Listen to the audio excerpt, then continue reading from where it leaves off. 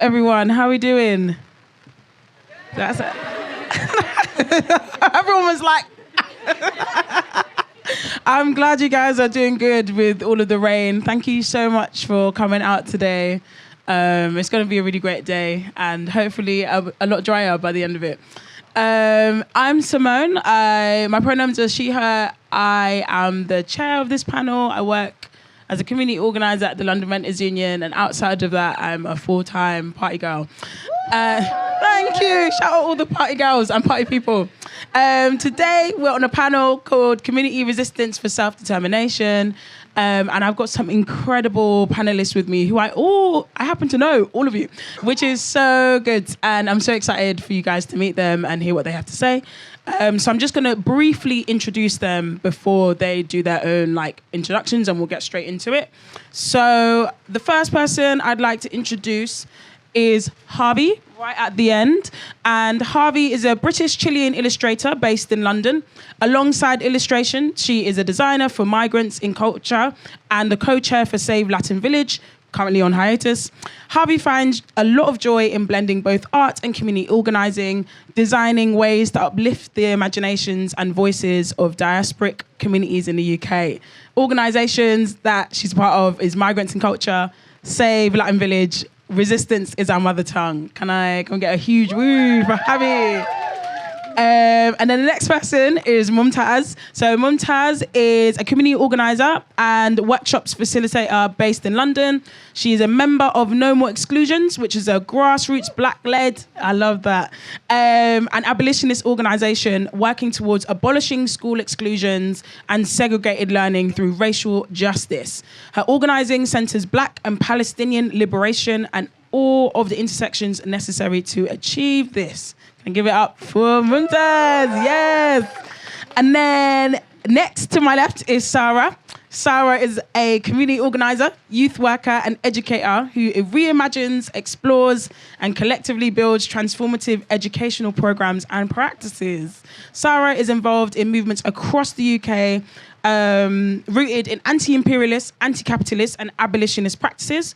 Sara's organising is rooted in the belief that liberation is possible and will happen by any means necessary through the power of the people.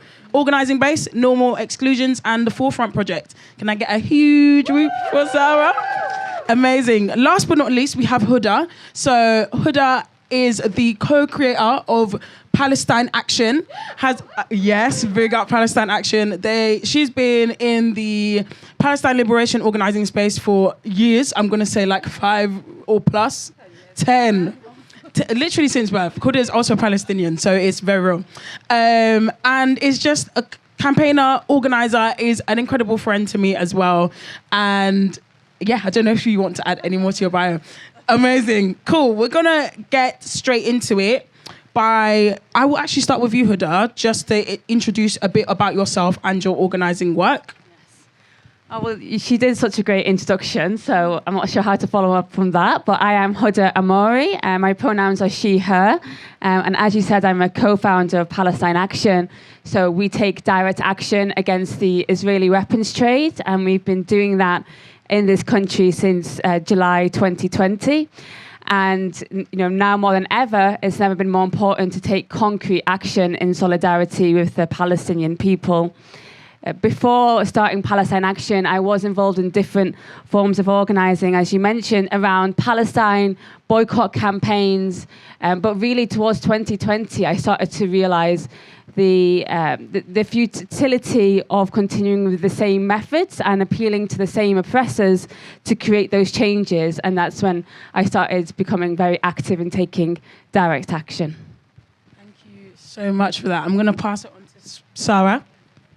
Tell us a bit about yourself. My name is Sara. I'm a part of, so the hat I'm wearing today is No More Exclusions, which was said is a Black-led abolitionist group that is rooted in trying to create a transformative education system, knowing that the school system in Babylon is white supremacist. It does reproduce a lot of these violent systems. So our goal is how do we address the local and global issues, the local and global struggles, and also address the immediate needs of our communities, which is we need to abolish exclusions within schools. We need to create a transformative education system, and also we need to resist. So No More Exclusion is in coalition with a lot of other groups around Black liberation, Palestinian liberation, involved in international struggles.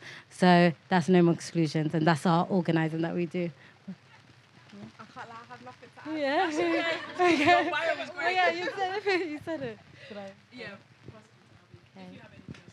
Yeah. So I'm Javie, my pronouns are she, her, and I'll be speaking mostly about Save Latin Village, which was a grassroots campaign. I always have to add it migrant, women-led, and we fought for over 20 years against developers in Tottenham who wanted to develop this site called the Ward's Corner site, which was a market, predominantly Latin American, but also many other nationalities in it, with 60 units. They wanted to turn it into luxury flats and a shopping centre, but in 2021 we got them to pull out. So yeah, that's our campaign. So like, I should add my pronouns as she, her as well. Yeah. Amazing. Thank you. And that was such a lovely place to end off at, that it's proof that community organising works and community resistance works, and like it does get the goods and brings people together. So for this next bit, I'm gonna ask questions to the lovely panelists for about like 40 minutes, just under 40 minutes, and then there'll be 15 minutes Q&A from you all. We'll open the floor. How does that sound? Great. So do hold your questions until the end, and I'm sure I'll work out a system whilst we're chatting of how to get questions. But we're gonna kick off with the first question. So, take it down. That's, let's see each other. So, we're living under a system of racial capitalism that exploits, extracts, and dominates us. And I'd love to know, starting with Sara, how does your organisation or work or community resist racial capitalism? Can you describe the links between your work and those on the panel, despite working in different liberation areas? I can jump in. Yeah. I want to, just before I start, I want us to bring you into the context, right, of what we're dealing with and the beast that we're dealing with. And right now, the global system we're under is racial capitalism, where it has historically and currently destroyed us physically, mentally, spiritually. In our communities, we've seen them extract natural resources in the global south. Right now, as we speak, we see mass wealth inequalities, whilst the rich is getting richer and we're getting poorer. So I think it's also important to bring us into the context, right? We're dealing with a massive global beast that is currently trying to destroy Congo, Sudan, Western Sahara, Palestine.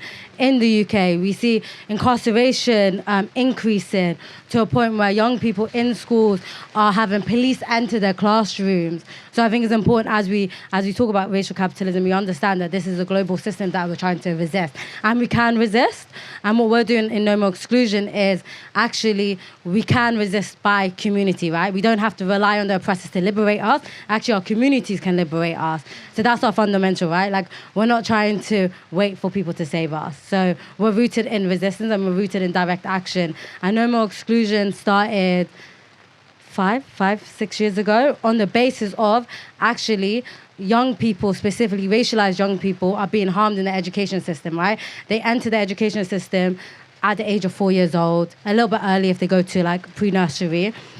And these teachers are teaching them violent systems, right? These teachers have become agents to the system. We know that Prevent is also a part of schools where a young person who threw Palestine in their arms would then refer to Prevent, right? Who are also being surveilled. So our goal is actually, how do we protect our children? There's a quote by James Baldwin, which also says that all children is our children, right? Every single child, we have a duty to protect. So what we do in No More Exclusion is, how do we actually abolish exclusions, but not just exclusions, right? How do we do political education? How do we now say, actually, we're not going to wait for knowledge to be provided to us by a system that actually tells us you're not worthy. Actually, you're the problem. It's an individual problem, rather than being actually, we're going to come together as a collective to say, we do the political education. We raise the political consciousness of our communities. We also address the material conditions of our communities, like no more exclusions, and you'll touch on it too with the different strands, is we have like also we do stuff around mutual aid. We break bread together. When we strategize and organize, we have food together, which is also really important. We also know that there's situations where a lot of us has had interactions with the police and also experience police violence. I know for a fact our communities are the first responders by doing arrestee support, by also coming involved and actually being like, what do you need? So it's important with no more exclusion. Our basis is mutual aid, material conditions, political education, and also addressing that like what we're doing, right? Like our struggles are inherently interconnected. Even if it wasn't connected, we will still fight.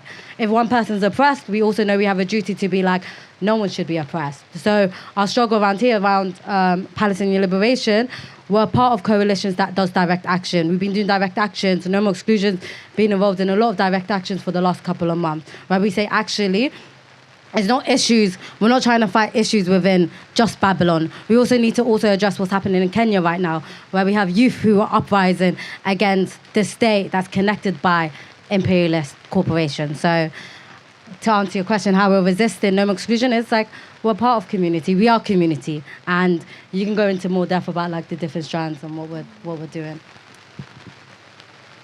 Sorry. I'm just blown away. Wow. I'm learning and I'm involved and I'm still learning. It's great. That's actually proof as well, like that we're constantly learning and unlearning. And that's like a very like reoccurring theme, like within NME. And yeah, there's like different strands, and like I'm part of the youth strands. So like it's like young affected people and like people who aren't like young affected people but like want to support us as well. But it's like mainly young affected people. And by affected, I mean like affected by like obviously racial capitalism, school exclusions, like racism, white supremacy, literally everything. Do you know what I mean? And yeah, so like within that, like I feel like talking personally, like I feel like I'm such a great example of how like it's proof that this liberation is achievable. Because like since I've been in NME, I joined when I was in first year uni, like 2021 times. And it's just been like, I've learned so much more, like politically, like political education. I've learned more and I've unlearned as well so much more within like being in community of like people who want and are working towards liberation. Then I have within these infrastructures and like institutions that just feed you white supremacist bullshit, like in the nicest way possible. Not even nice, like I don't even want to be nice. And yeah, and like even like because we do a lot of like learning and unlearning, but we also like do healing alongside, rather than like viewing healing as like after the work is done. We do the healing while the work is being done because it's necessary and it's core to our work. And like the healing and like all of our work is like rooted in like love and like transformation and like transformative justice and like, you know, working away from these structures that harm us, that are carceral, that punish us. Like there's so much to it and it's so nourishing.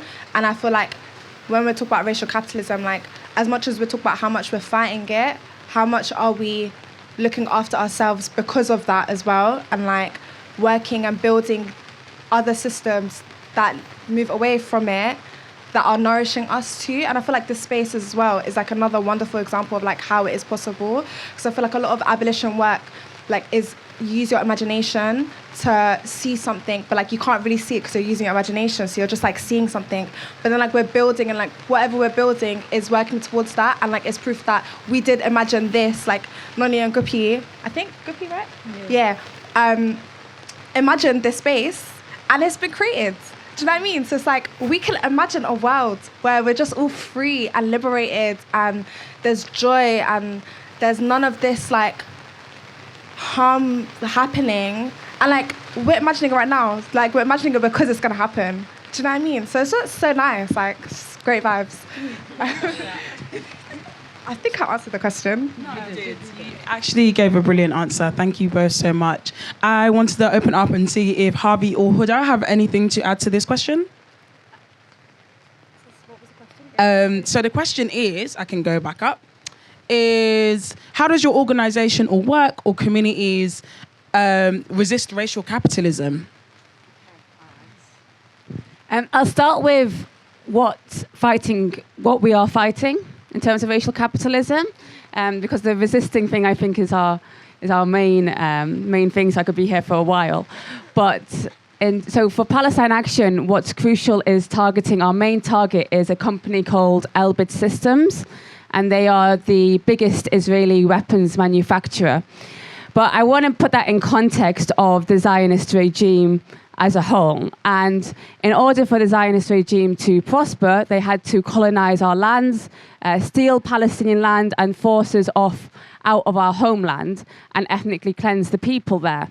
And in order to do that, they needed to develop weaponry, surveillance techniques in order to subjugate the indigenous population.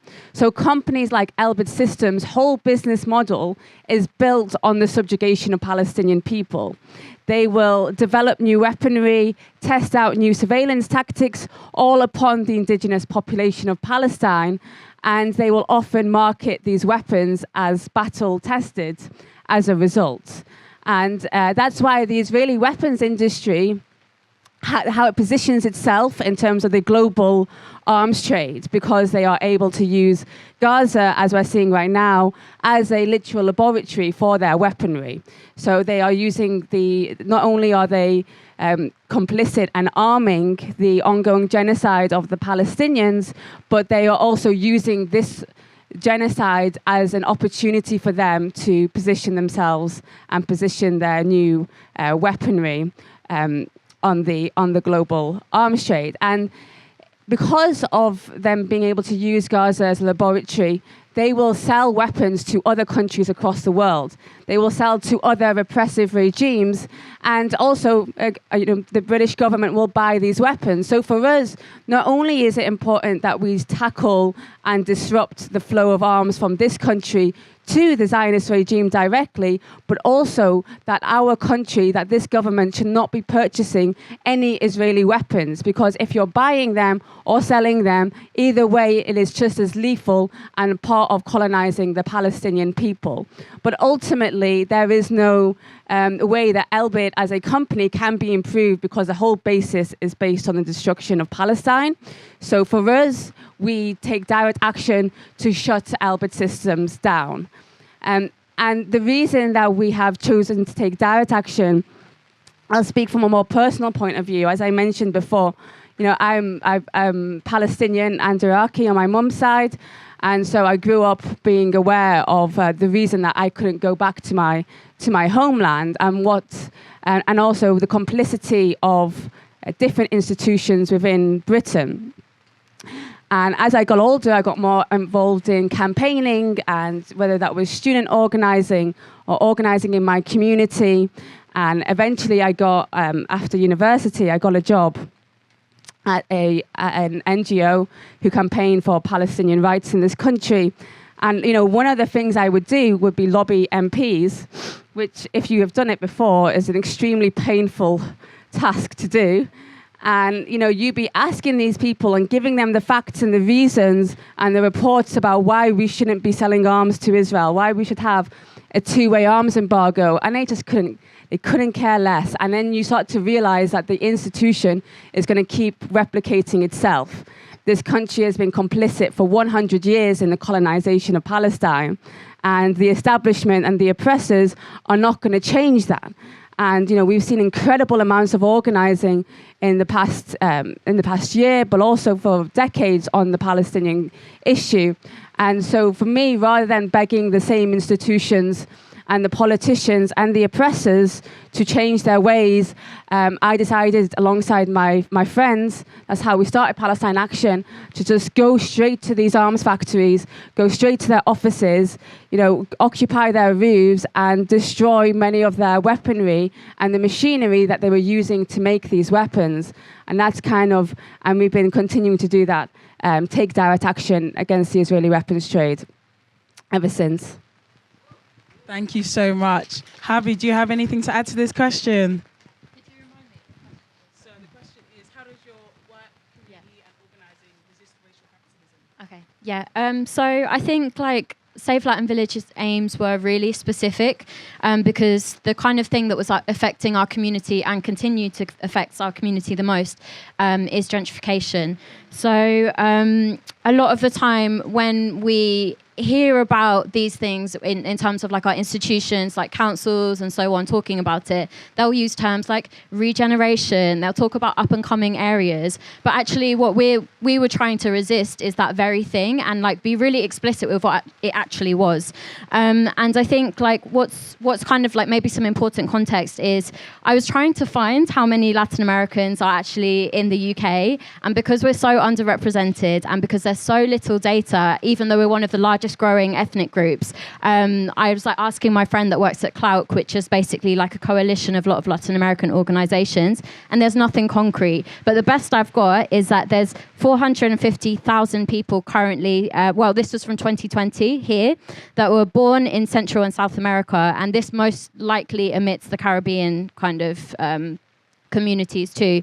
So yeah, basically like Latin Americans were really facing and continue to face like the sharp end of this, and we had like our hub in Elephant and Castle, which has sadly been demolished, but the Save Latin Village site, it's been about over 20 years of kind of fighting this beast, and a lot of the time it's kind of like social cleansing, because they see what a lot of these institutions see is they see these communities that are actually self-sustaining and thriving. So with the Latin Village, for example, when it was open, it was kind of like a self-circulating economy within it. Like it wasn't going outwards to kind of be like sent to, I don't know, developers and so on. Like people were doing really well in there, and it was kind of like migrants, working class migrants as well, mostly like black and brown. So we found that like these kind of like market spaces are actually like a real threat to the institutions that are there. So a lot of like fighting against racial capitalism was actually like naming it for what it was and being like really unapologetic in what we were about as well. Thank you all for that. And like what I've kind of heard from all of you is how like we're resisting a system that essentially allows us to be disposable, allows us to be tested on, allows us to be gotten rid of. Like in racial capitalism allows for young children, young people to be discarded from the educational system. Not that it's very great, but it's like the fact that we are living in a world where young people are expelled and they're left to the wayside isn't a world that we should be living in. Same way that like working class black and brown communities who build these areas up, actually, you know, people want to live in Tottenham, Seven Sisters, they want to live in Brixton, they did want to live in Elephant because of the culture that is brought by like migrants. And yet again, these developers are able to buy these lands and essentially push people out of it. Similarly, we've got land that has literally been colonized and legitimized by places like the UK for the Israeli government to just take over, and how like racial capitalism means that like Palestinian people are, they do not believe that Palestinian people and their land should exist. So it's really important that when we're thinking about these racial capitalist conversations and like how we organize, is thinking about building a world essentially where we don't have to contend with being disposed of, being killed, being tested on, being exploited, being extracted from. And I'd love to touch a bit more. We started talking a bit about everyone's organizing on the panel.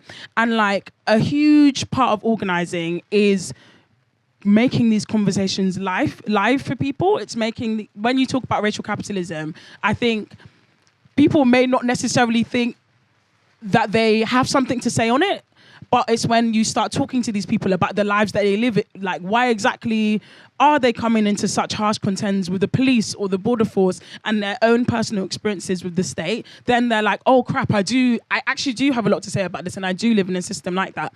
And like, I think a huge part of organizing is about building people's potential to act. It's taking their very personal experiences and connecting it to a wider political problem. And I would love to know from you incredible organizers on the panel, what strategies do you use to support people to feel empowered to take action? And like, I want to build a little bit more on that to say that like, you know, we've just had our elections as of yesterday, 2 days ago, the 4th, whenever the 4th was. And like for a lot of people in this room, they, and probably possibly outside of it, it's like, you know, the Tories are out, but for a lot of us, we know that like, the work isn't done. It's, in fact, it needs to start and continue simply because like we have placed our vote for many decades and things have actually gotten worse. So it's like we cannot continue to rely on the state or politicians or a single party to bring us to liberation. It's actually about building the power of people and building our power to such a state that these politicians and this state cannot contend with the power that we have. So I'd love to start actually with Javie with this. And I'd love to know, what strategies did you use, particularly in the Latin Village campaign, to support people to feel empowered to act, especially considering that like some of these people may not have had, you know, migrant status, they may not wanted to come into runnings with the police, they may have people that they've never organized before. And how did you get them from a space of like, this is happening to me and my communities, to we can all stand against this? So I think like the first thing that comes to mind is that the campaign was very much like around the traders in the Latin Village. So the traders were the one, you know, it's different. Like, for example, someone like me, I went there for my cultural well-being, but the traders relied on this space for their like economic well-being. Like maybe it was a space where they were able to be like empowered financially and in many other ways, where the state wouldn't provide for them. So I think, yeah, we really did have this basis around the traders who were migrant and working class, and then everything else was like, how did we support them when they were facing like racism from the management, you know, like maybe their status wasn't secure and all these other aspects. And I think like something that I found throughout the campaign, and something that was actually challenging as well, like I don't want to say that it was like an easy thing, is that it was a very intergenerational campaign. And I think a lot of that is like, you know, I'm first generation, but I still kind of had like a British upbringing, and like I got to go to university when a lot of my family didn't. So, well, actually I was the first to go from my family, and I have this language about radicalism. So I can be like, oh yeah, like, you know, I'm a socialist, like blah, blah, blah, blah, blah. But when you're in an intergenerational campaign where a lot of people aren't speaking English as a first language or even speaking English at all, as soon as you start to kind of like shroud it in this language of radicalism, you really put people off, especially like older generations. And, you know, a lot of them came here, and I think a lot of migrants, especially from the global south and many parts of Latin America, are really fucking radical. Like they have mutual aid structures in place. Like we didn't just like start talking about mutual aid and then it happened. No, it's like an inherent part of our culture. Like if someone's not doing well, you support them financially, you give them food, you like, you know, you're like, oh, I can look after your children. That's something that we know how to do. It's part of our history and like the fabric of what it means to be a Latin American. So I think a lot of the time we actually knew everything already, and there was already like this inherent kind of way to resist and conduct this community. It was just kind of about like getting everyone together and trying to feel like we had shared goals.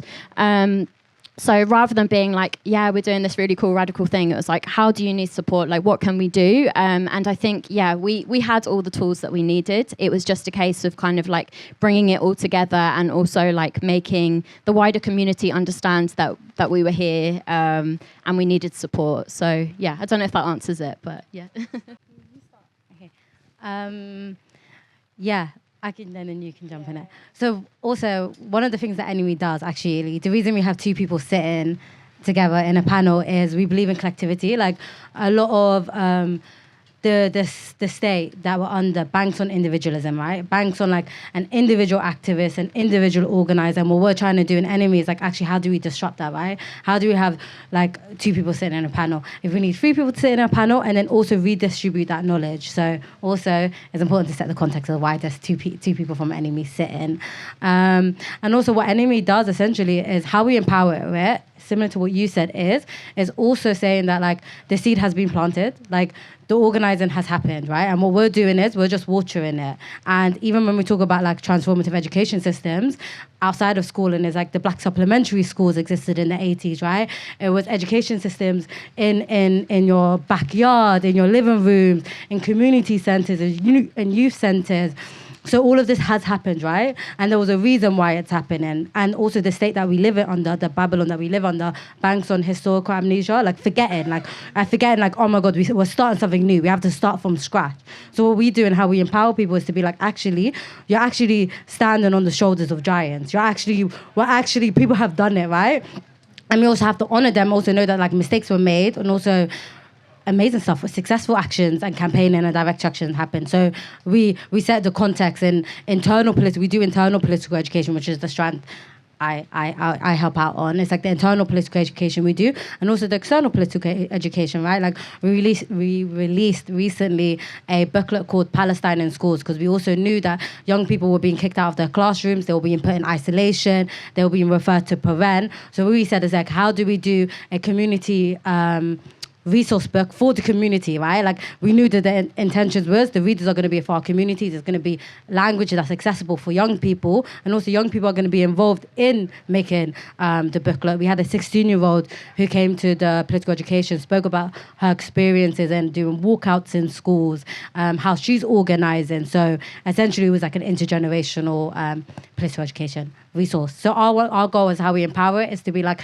guys, we're not starting something new. And also, we all have a duty. Like, to keep it real, the world is burning. We're in a climate crisis. Bombs are being sent to the global south. At this point, if we don't act right now, then we're just going to suffer. So it's like, actually, it's our duty to be like, we got to raise our political consciousness and say, we got to organise. And I feel like I always do that. I'm like, organise. But, yeah, that's it. Yeah, and also to add as well, like, another key way as well is the fact that we center young people too, and like young people that have been affected, like myself, like Sara, like the millions of other people like in the country and like across the world and stuff. And like, for example, when you're in school and like you're constantly like, for example, like with myself, like I'm neurodivergent. I had a late diagnosis, an adult diagnosis of ADHD, but like I kind of always knew. And like in school, like I was constantly in trouble for being disruptive, things like that, like, and like constantly excluded and stuff. And like all of those were an attack on myself, like my neurodivergency, my class, because it's very hard to access like ADHD diagnosis when you're like a young black girl. So my gender, my race as well, the fact that I'm Muslim, and like I went to a school that was like majority like non-Muslim, non-black, and like all the teachers weren't reflecting me either. So it's like I'm constantly being attacked like in school, and that's like caused a lot of like other ongoing like self-esteem issues. Like I'm pretty confident, but like I still have like quite a few self-esteem issues, which is like another reason why like we do things together and not bank on like one sole individual to like represent or like be the spokesperson, because again, like number one, like that helps like you feel at ease knowing that you've got like a shoulder. Like I don't know if you noticed, but like Sara like is always speaker first and like I jump in after, because I want to like make sure that I understand the question, but also as well, like it's nice, like I feel more comfortable that way. And then also as well, like being able to have these opportunities, like being trusted to like lead projects, for example, like as a young person who was never trusted in school, to be able to have like that support and like be seen as like an actual human, that's very empowering. Like we're doing what we want in practice, like Ruth Wilson Gilmore. Yeah, she's got a long name, man. My apologies. No disrespect, I love her. But like she said, like liberation and like abolition, we're rehearsing our freedoms. So I mean, like every day is like a constant rehearsal of like our freedom and like what we want. Like in the future, we have to do it in practice now, so that we're preparing ourselves for that. And like again, like that's very empowering. Like a lot of this work, as much as it is a fight and it's very like, it's hard work, like that's what it is. Like it's a fight, but it's also like you're empowered in the fight. Like you can't like cry your way out of anger and rage. Like you can't talk your way out of it. You gotta fight the fight.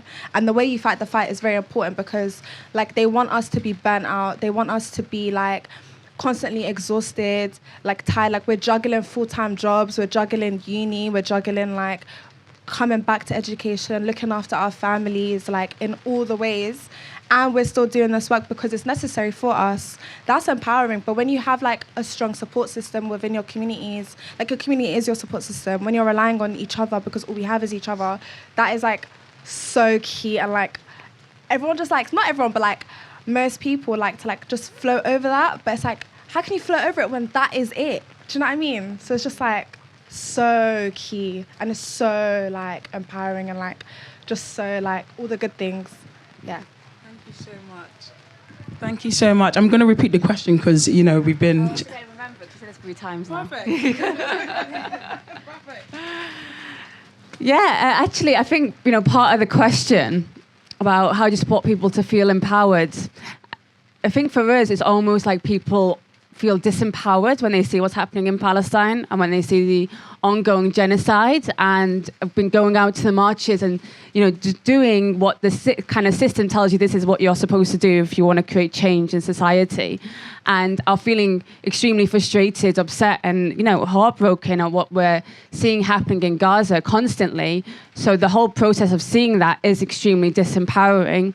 And I think actually when you start taking direct action, it can be one of the most empowering things you do.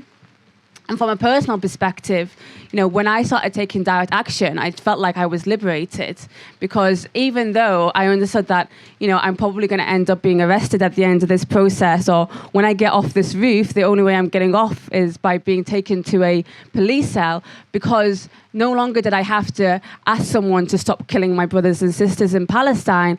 I was just up there with a hammer, literally taking apart these factories and these systems which are built on oppressing the Palestinian people.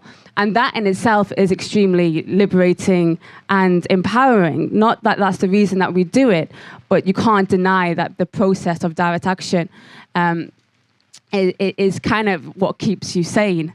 Especially, during what's going on right now, is just focusing on how we can have material change rather than letting ourselves be consumed in grief at what's happening now in Gaza. So, in terms of the process of taking direct action, I would say is empowering. And I think in terms of support throughout that process, and one of the things about our campaign is we're across the country, because Elbit is across the country.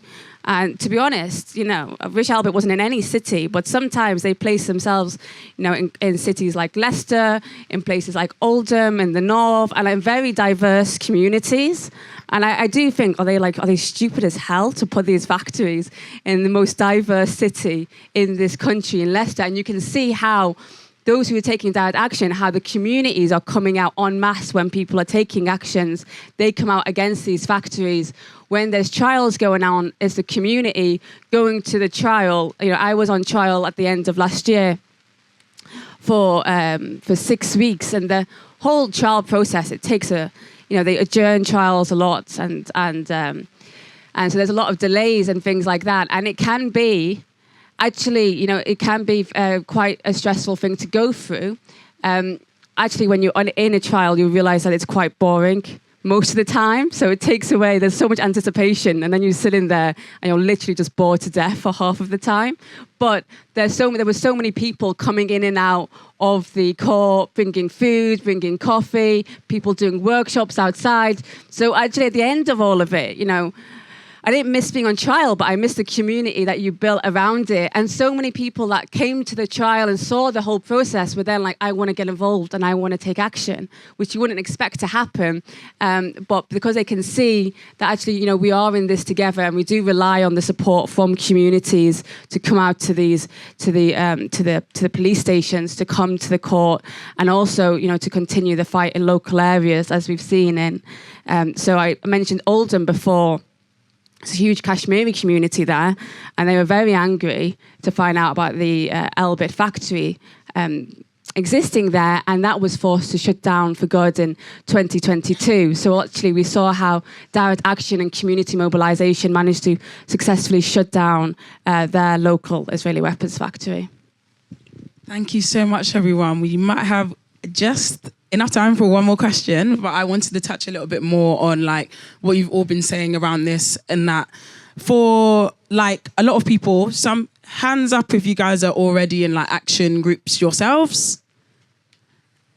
Okay, a few of you, and hands up if you're not in any action groups or organising groups at the moment. Sick. Also sort of half-ish the room, and that's to say that I think the people on this panel are incredible because they are working in these communities. They're in it and work with the communities that they're in. And I think for a lot of people, they don't see the work that happens in their communities or their day-to-day life. And so they don't feel like they as a person are someone that can take part in that kind of work.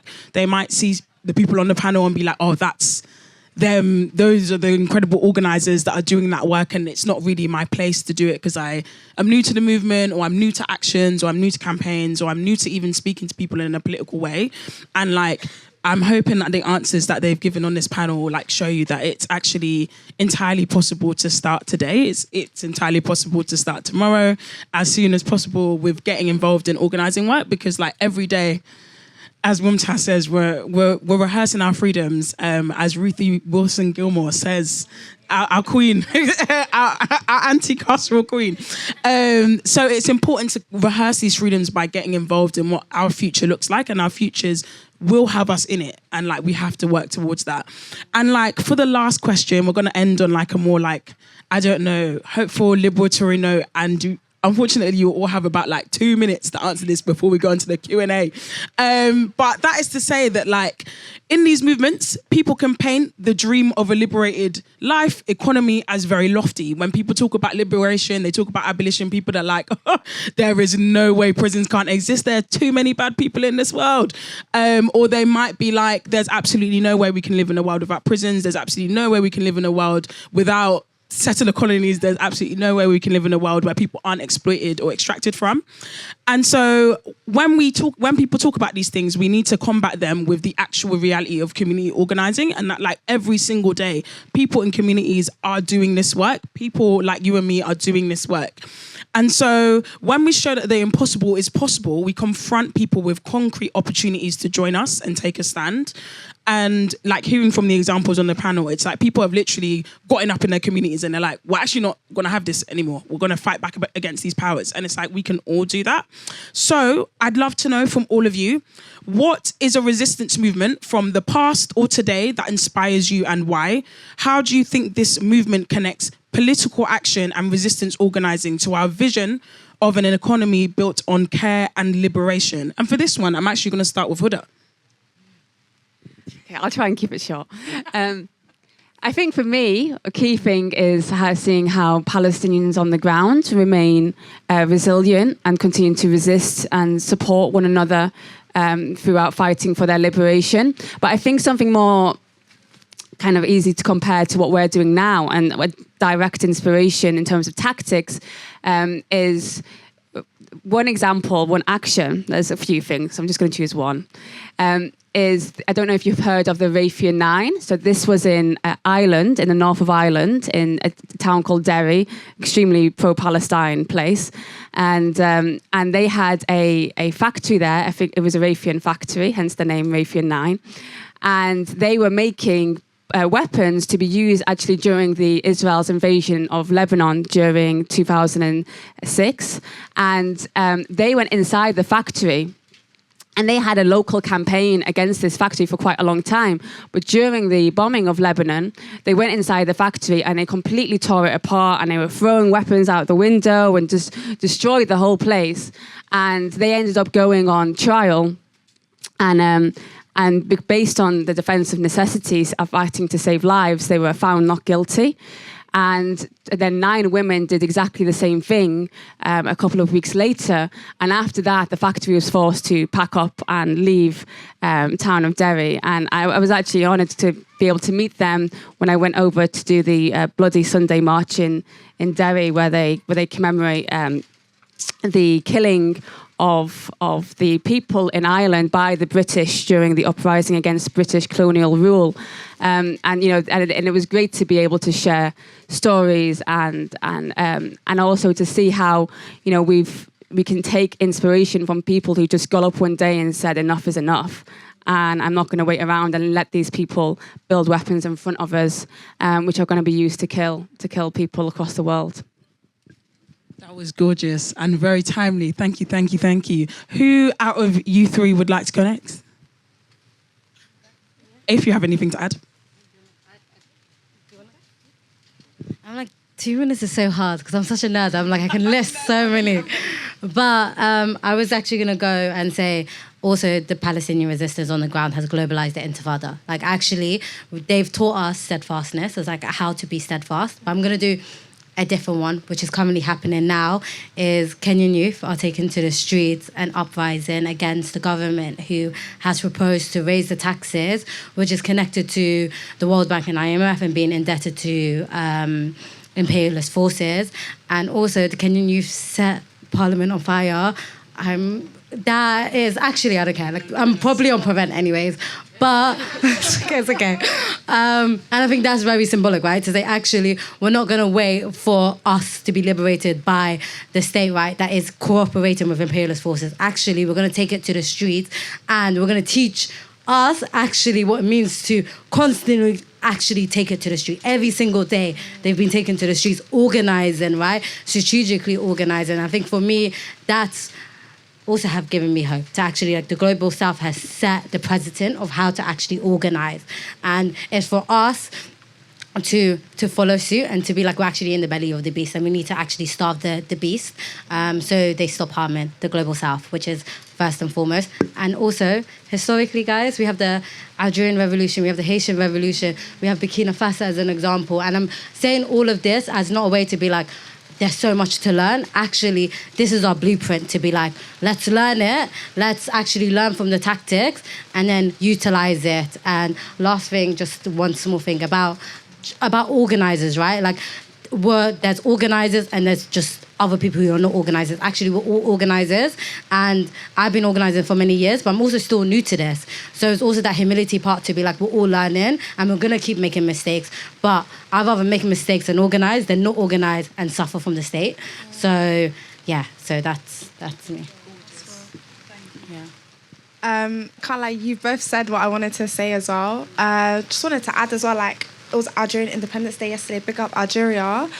And like the work that like Frantz Fanon did, like writing about it, and like also as well like the Algerian people, like knowing that again, like we can't rely on the bourgeoisie, like the people with money, like they're big boys. Do you know what I mean? Like we're the big boys, not them. So it's like we have to like again like community mobilization, really like lean into like ourselves and like, you know, who are around us, who is impacted by the beast. Do you know what I mean? Like it's a big beast, but we're bigger. And there's more of us, and like we can literally do anything we want. Like we literally can, like it's so possible. And again, yeah, just like leaning on like the people before us, learning from them as well. We're not starting from scratch. Like Sara said, like we're not, like this work has been done. Like again, like it's inherent to our communities. Like it's in our blood, it's in our DNA. Like we're here for a reason. So we need to rely on like our ancestors and like, you know, our community guides and like build on that. And like really like just, you know, learn, keep on learning, unlearning at the same time, and like just doing shit. But yeah. And I think it was Faha who was actually telling me about how like your past, your present and your future are all existing at one time. So like I really want to echo what everyone else was saying. And I think especially when it comes to like the context right now of the election, like, you know, people being like, okay, tomorrow we organise against fascism and all of these things. It's like, babes, our migrant communities have been organising against these things for, like, you know, decades. Like, this isn't anything new to us. So I feel like, yeah, building, like, these these grassroots groups that are building from scratch are, like, a huge sense of inspiration. I really, like, try to lean away from the idea of, like, activists against, like, collective kind of liberation organisations. And I think, like, even though with Save Latin Village, like, we were in it, like, we did something that a lot of people, you know, are inspired by, and it's still ongoing. Like, I think a lot of that time I was in survival mode, because for me it was like protecting our communities. How do we keep this for future generations? And I actually think it's the time since that I've learned the most about organising, and that is through like migrants in culture, who we're using like how can we use imagination and so on to kind of like support our communities? How do we make them more creative? How do we center joy and healing and so on? Through like, I take a lot of inspiration from youth groups. So with Faha, we run Resistance as Our Mother Tongue, and we're kind of teaching young people about white supremacy, like how they can resist and so on. And I think, yeah, like it's these kind of like being in these collectives and being around people that have experienced different things that actually is like the really hopeful thing for me personally. And yeah, I feel like, as everyone was saying, like we can definitely build the things that we need, and we have been building everything that we need. We don't need to rely on these political institutions if we've kind of like built the structures already. So yeah, that's what I've got to say. Thank you all so much for those brilliant examples in such a timely manner. I really appreciate it. And like, I really hope that like listening to these incredible people on the panel has like shown you what is out there and like what we're resisting and like what is happening and how we are winning in these spaces, but also like the catalogue that we have to look like back from and like across from, like, and towards in the future as well. So like that is to say that like our futures are always being built in the present. They have always been built in the past. And it's to say that like we are people that are just continuing the work from people that have made the way for us in the past. And like on that juicy note, I want to say a huge thank you to the panelists. Can we get a huge round of applause for them? Thank you guys so much for your knowledge, your experience, your wisdom, and just all that you do. Also, a huge hand clap for you guys. I am shivering in this chair, as are we all. And I want to thank you guys so much for your like attentiveness and energy on this panel. We've got about 10 minutes for Q&A, and this can be to anyone on the panel. So I'm going to open it up and see if anyone has any questions. Yes, we got 2. Okay, I can see 2. Okay. Then we'll go to you next. Yeah, I feel like this was touched on. We want to like deep into like the idea of like intergenerational organising and how you sort of fight against that historical amnesia, and how you pass on that knowledge between the elders and youngers, and make sure that you sort of empowering people of all ages to get involved in organising at different levels. Could be for anyone. Sorry, so is the question, how do you keep intergenerational organising going? Yeah, how do you build in intergenerational organising within your groups that you organise with them? Yeah. Thank you so much. Anyone want to take this? I feel like with NME, because we're abolitionists, we're non-hierarchical. So like no matter like your age or like when you started with NME or like the amount of like knowledge that you've gained or like that you're like on that journey, like everyone is still like pretty like, it's a flat structure, so like everyone has a say. So like even though it's a flat structure, it's like the elders, we've got quite a few elders in NME, people who have been teaching or like recovering teachers for how long.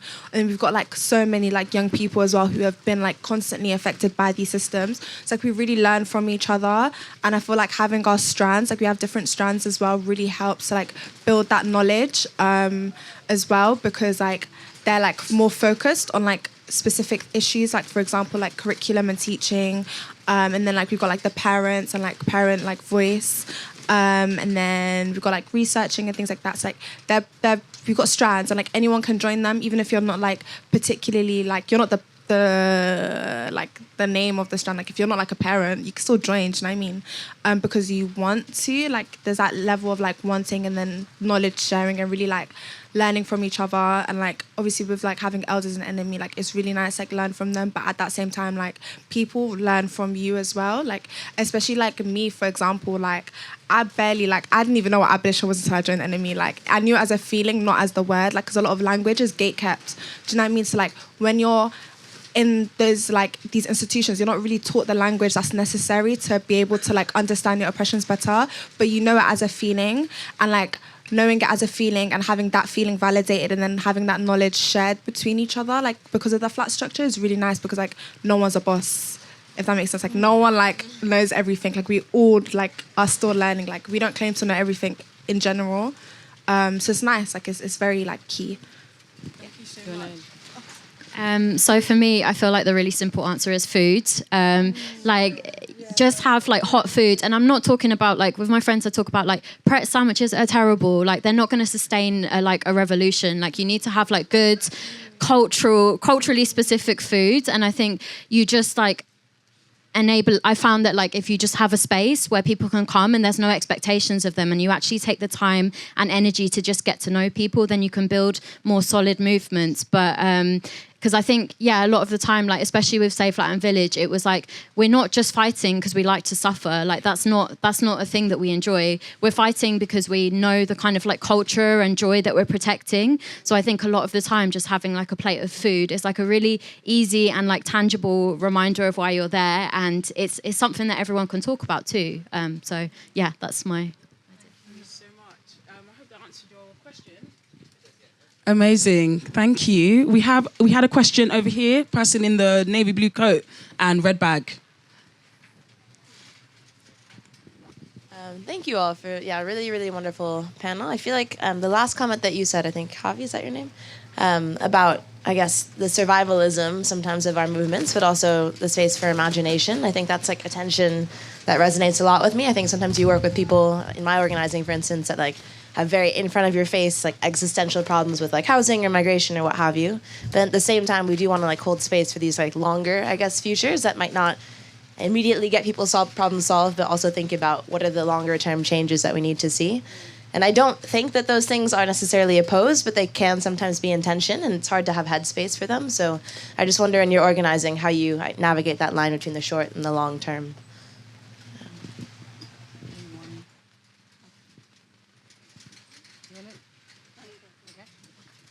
No, it's important because we also know that like this is a long fight, like, and it's sometimes heartbreaking, right? Because it's like we want liberation right now. Like I wanted liberation yesterday, but in the same breath, we also know these systems has existed for a very long time. So yeah, we need to organize. But like to bring it back into the NME context is what we do is we know. Short term, right, is like how do we support young people's material conditions, doing political education, raising their political consciousness, not just for the fun of it, right? Like when we raise their consciousness, it's actually now you have a duty to organize for the longer fight, right? When it's getting involved in direct actions, when it's like reproducing knowledge, when it's distributing knowledge, when it's also when it comes down to when the revolution happens, you're involved in the revolution because you have all of these knowledges. And with NME, our goal is like the local and global, right? Like right now what we're doing is we know exclusions won't liberate. Like if we abolish exclusions today, it won't liberate us, right? But we also know like exclusions right now is a crisis, is harming our young people right now as we speak in classrooms when they're in it. So we need to abolish exclusions, get rid of it, and then we address the wider issues when it comes to the education system. Then we address the wider issues when it comes to racial capitalism and imperialism. So it's like, this is like a step goal, right? We have like a strategy of like exclusions as the immediate issue, and then we have the longer goal, which is like the longer global liberation project that we're involved in. But we know exclusions is something that our community has vocalized that they need to get rid of, and that's something we're committed to do so. So I don't know if that answered. Yeah. Amazing. Anyone else?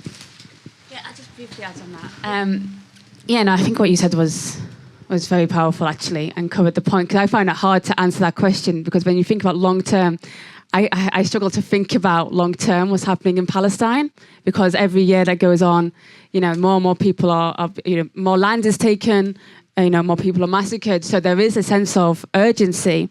And I think for me, how I've looked at organising, and I think it's just because I have a kind of like logical mindset, is I focus on one goal. And for me, with Elbit, it's like this is the manifestation of the Zionist entity.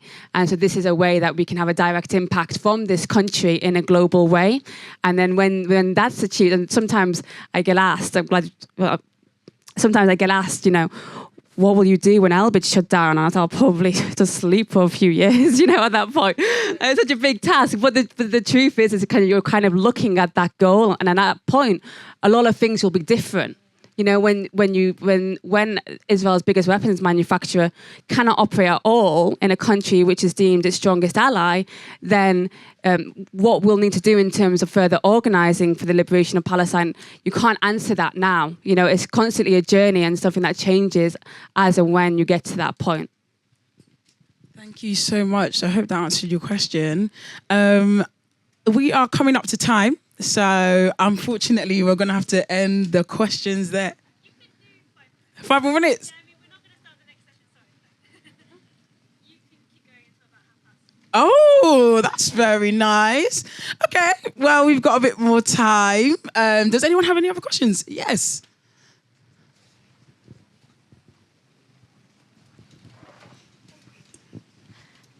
Thank you so much, firstly. I just also wanted to build on what you were saying around this idea of urgency and crisis, and how I think a few of you have kind of mentioned healing and joy kind of as that's happening. But obviously, as organisers, I think we're often in crisis mode all the time. Like, how do you find the time to centre healing? But also, how do you do that kind of within the community that you're organising with?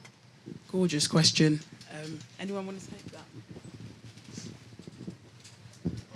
I think like creativity has been a big one for me, and I think especially with what we're doing with migrants in culture, because obviously like when we talk about abolition, a lot of it is like we've been talking about, it's imagining. So I think it's like giving people the space, especially people that historically don't have that space, to like be creative, to like be cared for as well. And I think that's something that Decolonising Economics has done. Maybe I've not even expressed it. Like I was really burnt out the first time I went on a retreat, and it was the first time that someone was like, oh, okay, just come join us on this retreat. We're going to pay for everything. They put us in a really nice room. They fed us really well.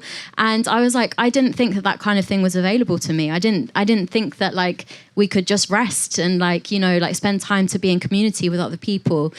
So yeah, I think like, for me, the difference between like the kind of short term and the long term is the care aspect. And obviously, like we're in a state where not everyone, when people are surviving, you don't have time for care, but it's like, how do we build that into our communities, and how do we make that an urgent like priority as well? Because otherwise we're burnt out, there's no longevity, and that's not really a social movement if you can't like continue to be in community with people. And I also think like it always, I don't even know why I have to like preface it with this, but love is also very important. Like we're in community with people because we love each other, and that's why like we keep returning to one another. So I think seeing things like care, love, and so on, things that are kind of like seen as like feminine or like cringe, like those are really important things for our movements. And I think, yeah, without that, it's just we burn out, we're like surviving, and we just kind of maybe like repeat certain structures. But I'm aware that like, you know, it's easier for me to say that than someone like my mum who had to live through a dictatorship, and like you know it's very relative. So I guess also like, is there something that we personally can do to support other people? Is there a role that we're better suited in, and so on? So, yeah. Was that I sing it to you? You were about to speak. Please do. I was like, oh, should I speak? I'm going to be really honest with that, with this answer, is the last couple of months I've struggled with the word healing, right? It's like, in a sense of like seeing everything crumble and burn, and it has been for a very long time. So it's like, what does healing actually look like when the world is burning? And it's something, it's a contradiction. Like sometimes when I sit and I rest, I'm like, oh, I need to organize. But I also think it's like that collective care of like actually having people care for you. Like there's moments where I know I haven't done the healing work. Like a couple of months ago, to give it like a really personal anecdote, is I ended up getting arrested because of like surveillance, and held in cells for a very long time. But when I came out, I was met with community, right? I had, and I got released at like 4 a.m. in the morning. I had like people drive me to my house. The next day I had people cook for me. We sat, we spoke, we cried. And I think it was that moment where I was like, okay, this feels like healing, right? It isn't in your way, very much like, I'm going to sit and I'm going to go to a therapist, which is also very important. Actually, it was my community did it before I could even utter. You was calling up like lawyers before I could even ask for a lawyer. And I was like, that was my healing. Like, and I was able to continue to heal with my community around it. So I think a lot of times healing is put onus on the individual. And I think it's like, actually when you build community through love and commitment, is to be like, your community loves you, right? And holds you. And you build those relationships with them. And I know I rely on them wholeheartedly without even thinking that like if there comes the time where I need them, they're going to show up for me. And that is how I heal whilst doing it. And also another important one is with healing is when we're healing, it's also start thinking about like when the revolution happens and when we succeed, because it's going to happen, who are we after this, right? So I've started to think about who is Sara outside of constantly resisting, and when the revolution happens, and that's actually healed me, guys, because I'm like, oh, I'm so much more than the Babylon. I'm bigger than this. So yeah, that's how I'm healing. But it's a hard one. It's a hard question. Thank you. Do you have anything to add? I think I covered it. Amazing. I hope that covered your question. Maybe I can add a little bit more. I shouldn't really be speaking on this panel, but I'm going to start chatting. For me as well, like I find healing quite difficult because I'm quite similar, where I'm like, I always need to organize, I need to do this, I need to send this email, I need to call this person. And I think it is how I kind of deal with it firstly is like trying to sit with myself and like realize that like me being an individual is exactly what this state and the system wants me to be. So like there are times where like you want to sort of sit by yourself and be like, I'm gonna heal in isolation, and some days it's important to like sit with yourself and be like, I am burnt out or I am feeling this thing. But I think like a huge part of healing is done in community, and like it is us being able to like check in with each other, being able to feed each other, being able to actually ask for what we need and for that to be given to us by the people that we love and we're in like community with. So I think like it's important to provide like these spaces for like communal like grief, because there's a lot of grieving that goes into like organising and movements and communities for the people that we've lost, the things that we've lost, all of those things. So I think it's important to have those spaces as well as places for like joy and like being social. I think a lot of people lose in their organising or like healing that like this for the long term, as Javie said, like we need to have relationships with each other. Like organising at its basis is having relationships with people. There's no organising and there's no winning if you have nobody that you're in relations with. And in order to build that, it isn't just about thinking about this political future. It's a lot of the work, but it is about like, who are you as a person? How do I actually know you? What do you actually like? Who are you, as Sara said, outside of organising, and like building on those like that kind of like relationship, I guess, is how I kind of think about like organising for the long term and like healing as well. Yeah. I'm glad you spoke. But I think actually, you know, a key part of that is that the process of organising, whilst it is, you know, you could, from the outside, it looks like very serious work. The process of organising can be fun too. You know, like being around friends, being around family, discussing these things and the process of it. And I think, you know, being around really good people.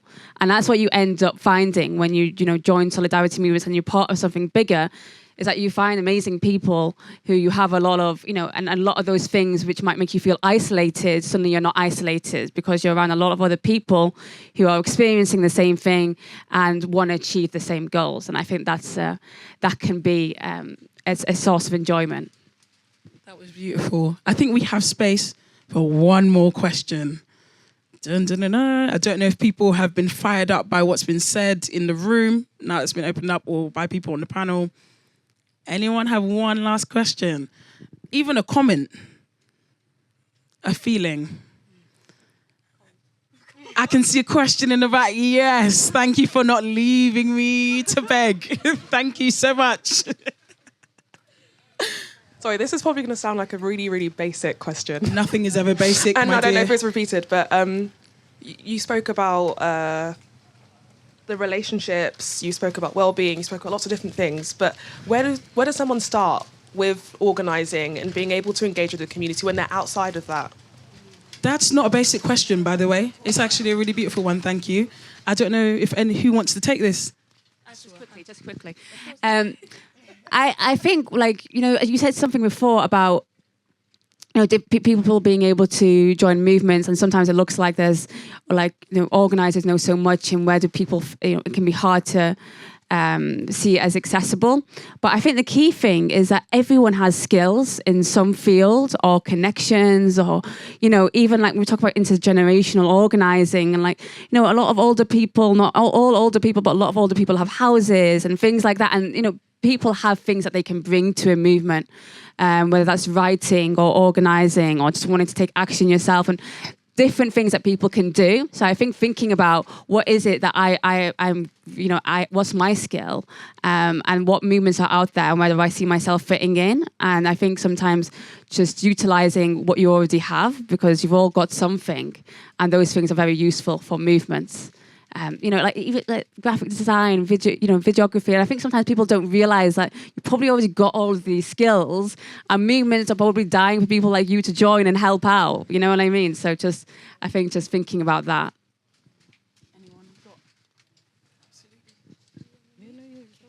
I feel like as well, it's really important to like take organisers off of that pedestal. Do you know what I mean? Like, we're normal people. Like, I'm a normal person. I'm just here for vibes. Do you know what I mean? So it's like, just like, I feel like, especially like when you're first, like, for example, with me, like the way I joined NME was literally by chance. Like, I met Sara like outside of NME, like through like student organising, and then like was just kept on seeing each other, went to like rallies, like just show up for like the communities that you're a part of. Do you know what I mean? Because like we're all affected in some part, like some way, because the way we're all affected is the way we're all organising against it as well. Like we have loads of like sister groups who like, we're all fighting the same big fight, but just through different ways in the way that they're fighting us. Do you know what I mean? So it's like, we're normal people, number one. Number two as well, just like keep on showing up. Then like naturally, like you'll start connecting with people. You'll start seeing where like your heart is pulling you towards. Do you know what I mean? Because just as much as it is like where you'll be scouted, like I was scouted, do you know what I mean?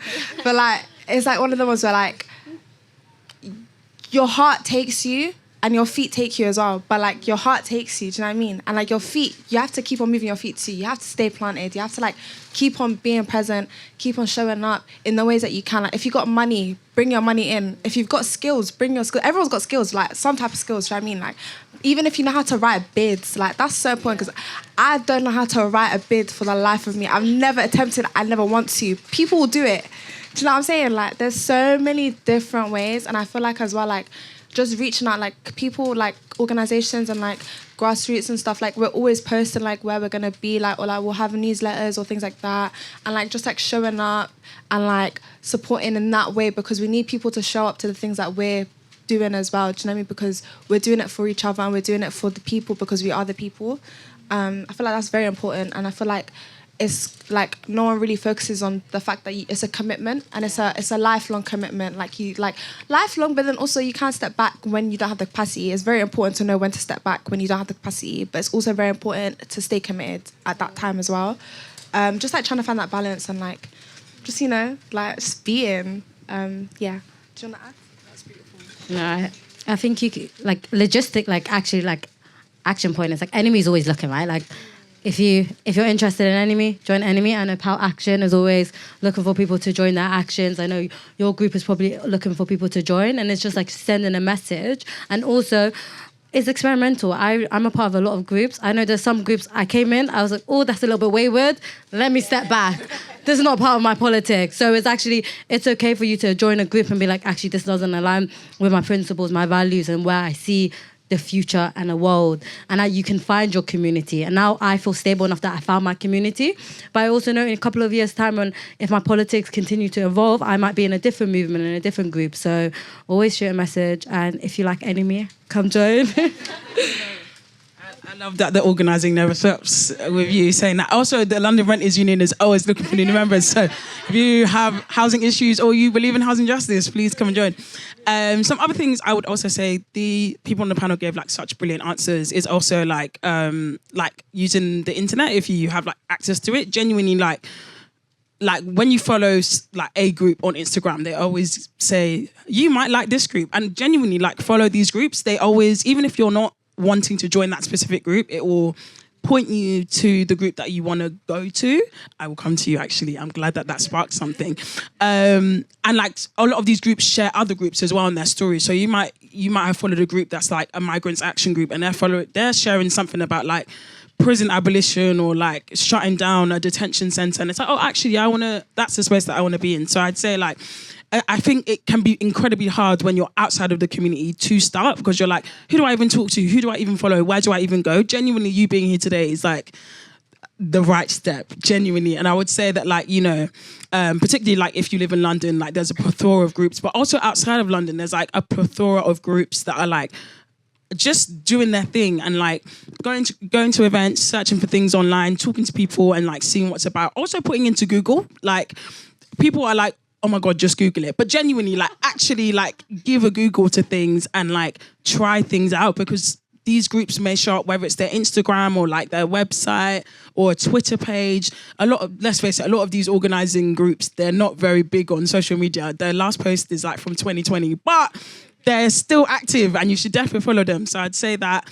And mentioning to friends, and I'd also say that like, don't be afraid to start things. I'd say that like a lot of people are like, just join an organising group. And whilst that is very true, like join an organising group that's near you, I'd say that like sometimes it actually isn't there, or like what you want to create isn't there. And it's like, if you find that like you've got a group of friends who care about the same thing as you've met your neighbour and they're like, oh, we don't have this thing, like start it. And like, don't be put off by the fact that there's 2 or 3 people in that room when you first start. Like, it will build. Same way, like, I don't know, the London Renters Union started with like 30 members, and now it's like we have 8,000 members. So it's like these things take their time, but they do build. So I'd say that as well. And I'm going to pass it on to Harvey. Thank you. I'd say like shared goals and histories, like a really great place to start. But I also think like knowing when you kind of do end up joining something and knowing it's not right for you, then maybe seeing how you can start something that's better. So I think a lot of the time, like a big problem in kind of organising spaces is that work is often replicated. But I think like, for example, myself, Faha and Shamina, we were part of like the charity industrial complex. Like we were in a really violent like charity space for young people. And we were just like, fuck this is awful. And we left it and we took all the young people with us and we started our own thing. So there's... I think there's a lot of power as well in like kind of like looking what has been done, what hasn't been done, and can you do something better too? That was such a beautiful thing to end on. And I really hope that answered your question. And genuinely, like, chat to us, chat to everyone at this event. Like, you'll definitely meet some incredible people. And on that beautiful, beautiful note, I want to say, like, thank you all so much for coming to this panel, asking some really beautiful questions and braving the cold with us. I hope we actually feel emotionally, physically, mentally and spiritually warmer for being together and sharing this space. I want to say thank you so much. Enjoy the rest of the event and we'll be around. So if you want to chat to us and chat to each other, actually, because I usually don't enjoy panels because I'm like, I don't want you guys to feel like you are the audience over there and we are the people that know how to chat. No, we all are people that are coming together because we believe in what a liberated future could be. So yeah, chat to each other and like have a lovely day, and let's do a huge round of applause for everybody in this room. Thank you so much. I hope you enjoyed it. Yeah, and thank you panelists, you guys are great, man.